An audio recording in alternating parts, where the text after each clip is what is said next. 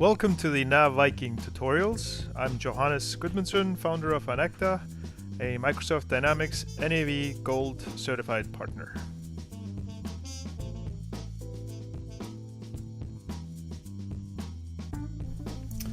Hello and welcome to the Coffee Mug tutorials.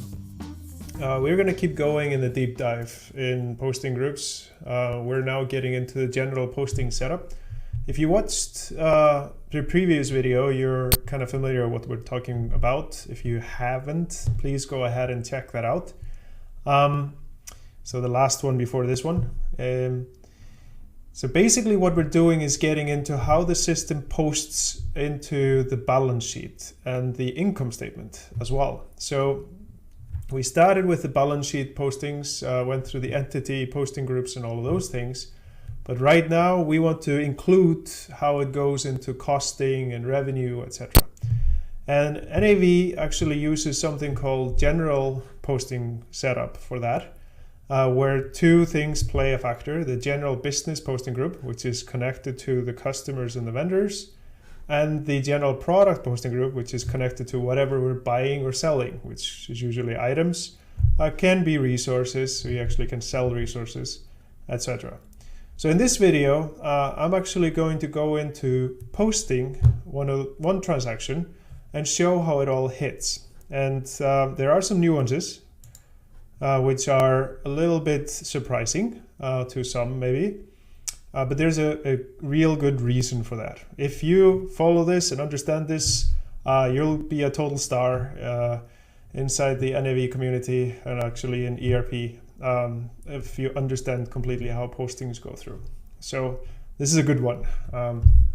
Okay, so I'm gonna go here into items, and I have created an item called Thanksgiving Coffee Mug. We're in the month of November. We love holidays here at Anecta, so of course we're gonna go into Thanksgiving stuff. Halloween just finished, so no more spooky things. This mug here is just a very simple item setup. It's a FIFO costing method. We've set it up to post into the general product posting group of retail. Okay, and the inventory posting group is resale. So these are going to be the drivers of where it's hitting in the chart of accounts. Also, we're going to use American, I think, Woodworks vendor to purchase this item. So if I go into a purchase order and just create a new one, let's get in here, hit new, and I'm gonna pick American. So actually American Wood Exports. Interesting enough, we're buying coffee mug from a wood exporter. These are, of course, the wooden coffee mugs similar to the Halloween, so no surprise there. I have to put in the invoice number because without the invoice number, it doesn't post, so it'll complain. If I go into type here, put in the Thanksgiving coffee mug, and I'm sure you put in already a few purchase orders, so you know how this works. We're gonna get 20 because this is just a sample. And so it's going to be $300 that's going to be posted, right? Now I'm going to hit here, show more fields. And I want this to get posted actually on 11/01/2018. So the reason for that is because I have no other postings on this day in my system. And I want to filter on this day to see the transactions. So that's going to be important in kind of researching how this hit. So I'm going to go ahead and post this and receive an invoice. Okay, so now it posted, went all the way through, and I should have some results. So now I'm going to go into the chart of accounts, and here I'm going to do some filtering. I think I went over this in one of my videos, but here you can actually filter the net change to show only the transactions for one particular day. So if I go in here, add filter, I go into date filter, put in the 11/01/18, And you can see that now everything cleared out, but you see here 300, so that's the transaction I just did. I also want to filter on the net change and only show non-zero. So now I'm seeing only the transaction, that transaction, and the account that got hit.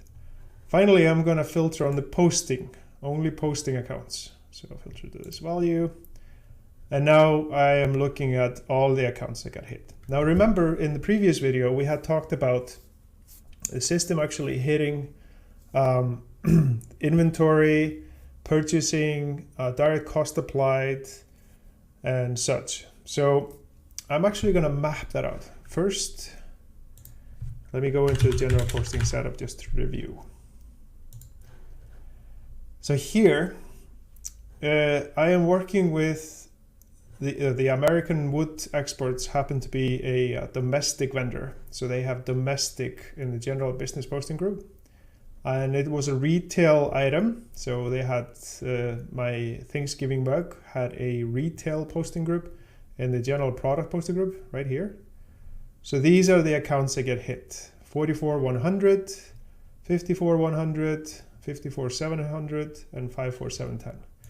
Okay, so let's take a look here a little bit. I'm not selling, I was just buying. So this should not get hit, sales. But purchase accounts should get hit, 54,100. And you can see that's hitting here, 54,100. And that is actually being hit for debit. And then we have cost of goods sold. I'm not selling anything. That's not getting hit. But direct cost applied account is hit, 54,710. That's right here. And then we're hitting balancing accounts, which is 14,100 and 22,300. Now let me go ahead and actually map out how this is posting. If I go, when I've created T accounts, yes, we're going into T accounts. So do not be scared. And I'm gonna just move this a little bit here to the side, just like that. So we are going to map out the transactions that hit. I'm just going to try to get everything here on one screen. So we have, you can see everything like so.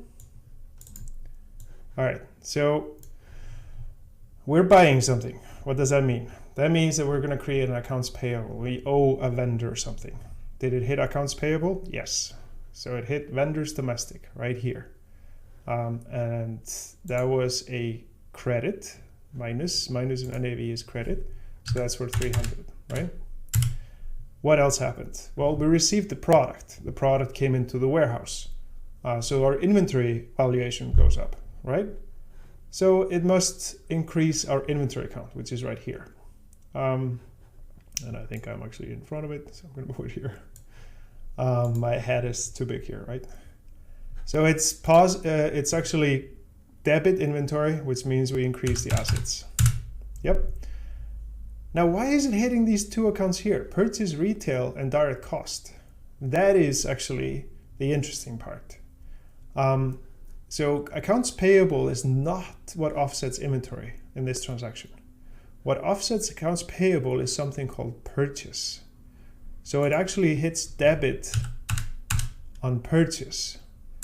And what offsets inventory in NAV, again, is not accounts payable, it's direct cost applied. And that gets hit like that. So this is a little bit of a nuance, and you might wonder why. Why are we hitting these two accounts here? Why can't we just hit accounts payable and inventory? And that is something that I'm going to move into explaining in the next video, and so. But at least now you can see how the general posting is directing the transactions into the GL, and it's hitting these four accounts, basically getting the information into the chat accounts.